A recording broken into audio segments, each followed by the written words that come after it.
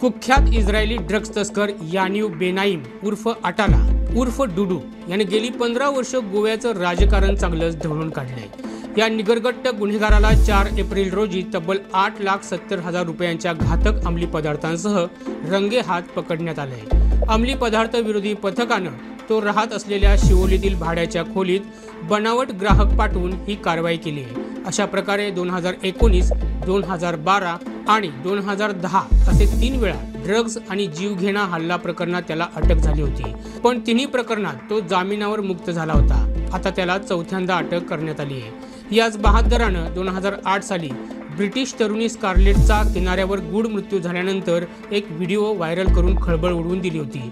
त्यामध्ये पोलीस आणि राजकारणी यांच्या छिप्या पाठिंब्यानंच गोव्यात ड्रग्जचा धंदा चालतो असा दावा केला होता। याच विषयाचा धावता आढावा घेणारा हा विशेष रिपोर्ट। हणजूनच्या किनाऱ्यावर 15 वर्षांची स्कारलेट नावाची ब्रिटिश मुलगी मृतावस्थेत असल्याची बातमी 18 फेब्रुवारी 2008 रोजी प्रसारमाध्यमांवर झळकल्यानंतर गोव्यासह ब्रिटनमध्ये देखील खळबळ माजली होती। मादक पदार्थांचं अतिसेवन आणि बलात्कार करून तिची हत्या करण्यात आल्याचा आरोप झाल्यानंतर आंतरराष्ट्रीय स्तरावरून प्रकरणाचा तपास करण्यासाठी दबाव वाढला होता। इतक्यात डिसेंबर 2009 साली दिल्लीची 23 वर्षीय तरुणी नेहा बहुगुणा हिचा सनबर्न महोत्सवात गूढरित्या मृत्यू झाला होता। या दोन्ही घटनांनंतर गोव्याची बरीच बदनामी झाली। पोलिसांनी ड्रग्ज माफियांच्या विरोधात कारवाई सुरू केली। ही कारवाई सुरू असतानाच अटाला नामक ड्रग्ज माफियानं 2010 साली एक व्हिडिओ व्हायरल करून खळबळ उडवून दिली। गोव्यातील ड्रग्जचा धंदा पोलीस आणि राजकारणी यांच्याच मार्गदर्शनाखाली चालू असतो असा त्याचा आरोप होता। त्यानंतर पोलिसांनी अटाला यालाच ड्रग्जसह रंगेहात पकडून कारवाई केली होती।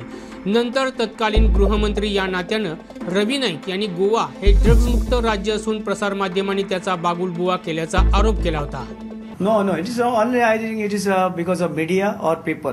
Otherwise, there is no this thing, drugs. Just you go to, you will not get drugs.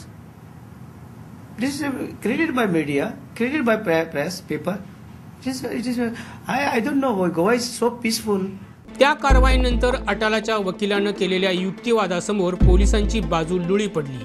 शेवटी 2 जानेवारी 2010 रोजी न्यायालयानं त्याला सशर्त जामीन मंजूर केला। त्यामध्ये देश सोडून जाऊ नये अशी अट घालण्यात आली होती। आश्चर्य म्हणजे जामिनावर सुटताच न्यायालयाच्या आदेशाला केराची टोपली दाखवून अटाला विदेशात पळून गेल्याची बातमी आली। तो पळून गेल्याचा गोव्यातील पोलिसांना थांगपत्ता नव्हता। या प्रकरणात तत्कालीन पोलीस निरीक्षक, एक हेड कॉन्स्टेबल आणि 3 कॉन्स्टेबलसह 5 पोलिसांना निलंबित करण्यात आलं होतं। तसंच हे प्रकरण CBI कडे वर्ग करण्यात आलं होतं। राज्यात हे प्रकरण गाजत असताना तेव्हा दिगंबर कामत यांच्या नेतृत्वाखालील काँग्रेसचं सरकार सत्तेत होतं आणि गृहमंत्री पदावर रवी नाईक होते। साहजिकच विरोधी बाकावरील भाजपला आयती संधी मिळाली। 2009 ते 2012 पर्यंत मनोहर पर्रिकर यांनी तत्कालीन गृहमंत्री रवी नाईक यांच्यावर कडक टीका केली होती। 2012 सालच्या निवडणुकीत देखील हा मुद्दा चांगलाच गाजला होता। यावरून हे प्रकरण गृहमंत्री दडपत असल्याचा आरोप पर्रिकर यांनी केला होता। कि as an legislator and as a chairman of home committee on ad hoc committee on home, I will definitely take up this matter before the home committee, but I am likely and I am inclined, after if nothing comes out after the ad hoc committee's finding, I am inclined to write to the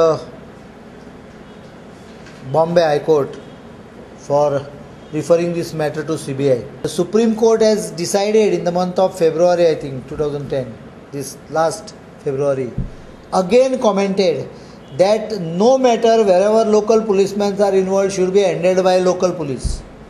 Though it may not be decision, it is a clear observation of Apex Court, and I think Goa police should know about it. Mr. Basi should know about it. Mr. Yadav should know about it. The Chief Secretary, who is Secretary Home, should know about it. And I am definitely going to ask them in the ad hoc committees why they are not acting on these Apex Court decisions.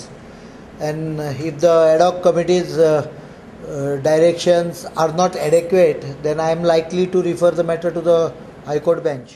Because why they are not referring it to CBI? If there is nothing to be hidden, there is nothing left in it. 2012 साली पर्रिकर यांच्या नेतृत्वाखालील भाजप सरकार बहुमतानं सत्तेत आलं।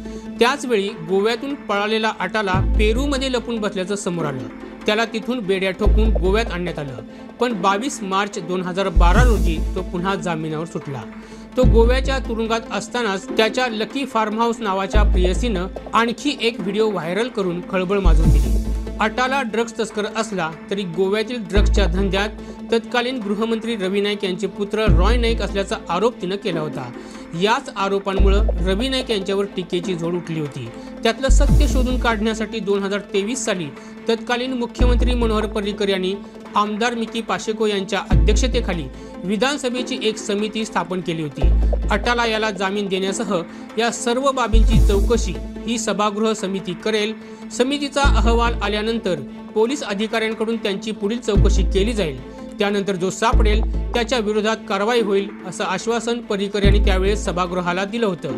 या समितीत Mickey Pacheco यांच्यासोबत तत्कालीन उपसभापती विष्णू वाघ, आमदार लवू मामलेदार, आमदार मायकल लोबो यांचा देखील समावेश होता.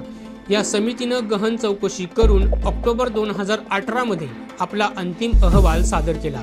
मात्र या अहवालावर मायकल लोबो आणि विष्णू वाघ यांनी शेवटपर्यंत स्वाक्षरीच केली नाही. त्यामुळं हा अहवाल ग्राह्य धरण्यात आला नाही. याच कारणानं रॉय नाईक नक्की कोण हे आज तागायत समोर येऊ शकलेलं नाहीये.